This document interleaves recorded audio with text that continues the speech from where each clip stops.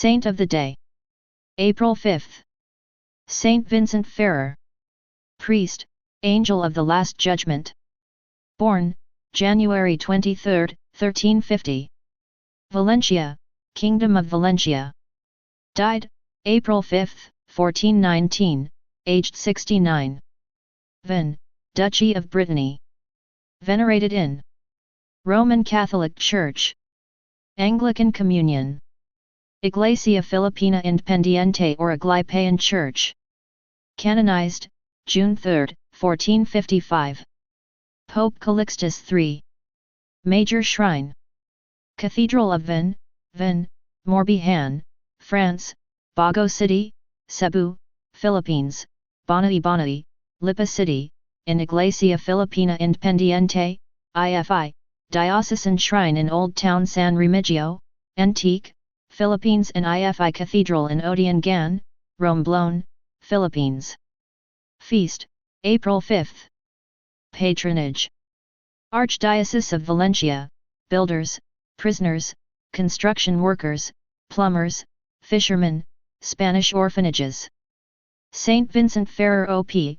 was a Valencian Dominican friar, who gained acclaim as a missionary and a logician. He is honored as a saint of the Roman Catholic Church and other churches of Catholic traditions like the Iglesia Filipina Independiente. Biographical selection. Saint Vincent Ferrer was born in Valencia, Spain, on January 23, 1357. Before his birth, his vocation was announced to his parents in a miraculous way. The whole city of Valencia celebrated his birth and went to his baptism. He entered the Dominican order at age 18, soon revealing great gifts for preaching. He was sent to Catalunya to study, and then Lerida, where he studied under Cardinal Peter de Luna. Later, this cardinal was elected pope and became Benedict XIII at the time when the Great Western Schism divided the Church. This pope invited Vincent to be his auxiliary, but he refused. Vincent started a great work of evangelization as a preacher. He preached all over France, Italy, Spain, Portugal, and England, the latter by special request of King Henry IV. The most hardened sinners could not resist his words. He converted countless Catholics from their bad lives and customs, as well as brought numerous Jews, Muslims, and schismatics to the Catholic faith. The corruption of customs, during the 100 Years' War and the Schism, made the apostolate of Saint Vincent indispensable. What was needed was an apostle with a terrible message who could shake the conscience of sinners delivered to their excesses. His sermons were about the most frightening themes of Catholic doctrine, the terrible responsibility of sinners, the judgment of God, hell, eternity, etc. He had the gift to speak with great energy, always using a language accessible to his audience. He also became noted for the great miracles he worked on wherever he went. The fame of his sanctity reached the Moorish king of Granada, who invited him to his kingdom to preach. However, he converted so many that some of the ministers of the king, fearful for the future of the Muslim religion, asked the sovereign to send the great missionary away. During the sorrowful exile of the popes in Avignon, Saint Vincent condemned Benedict XIII, who was one of the three ecclesiastics simultaneously claiming the papacy at that time, and gave his complete support to Pope Martin V, who had been elected in the Council of Constance. In 1419, he died. Comments.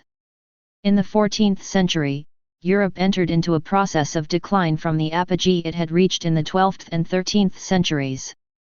It was a tremendous decadence symbolized by the exile of the popes in Avignon, where they were under the control of the King of France. This calamitous period also saw a schism in the Church, in which three men claimed to be popes, each one with a different story and elected by different groups of prelates. One of the goals of the Council of Constance in 1414 was to resolve this crisis. The three popes were asked to resign, and the bishops went on to elect another person, Pope Martin V, as the only legitimate pope.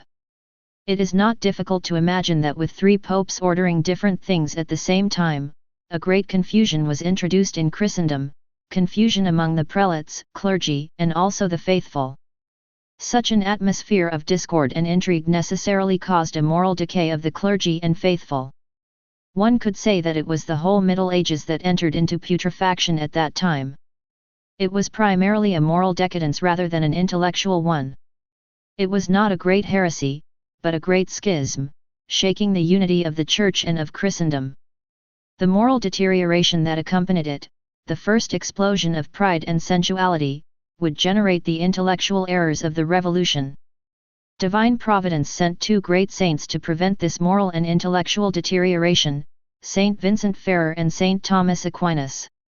Saint Thomas was the dike to stop the intellectual corruption. He became the doctor of the doctors. The other dike was Saint Vincent Ferrer, who was, we can say, the preacher of the preachers. I think that no one has surpassed Saint Vincent Ferrer as a popular preacher. Even Saint Anthony Mary Claret, who was an enormously efficacious preacher in the 19th century, did not have the momentous effect of Saint Vincent Ferrer. Saint Vincent used to say that he was the angel of the apocalypse that God had sent to announce the decadence of Christendom and the beginning of the end times. In fact, he fought a great deal to restore the corrupted morals and customs in order to stop that decline. The selection tells us the great success he had in converting Catholics from their tepidity and corruption, and also Jews, Muslims, and schismatics from their respective errors. The fact that he preached incessantly on terrifying themes shows us that he was not speaking principally to ardent souls, but rather to lukewarm Catholics. He was shaking their consciences in order to promote a reaction and stop the decadence. He delivered his discourses with so much energy that he filled the most insensible with terror. To employ fear is another way to convince.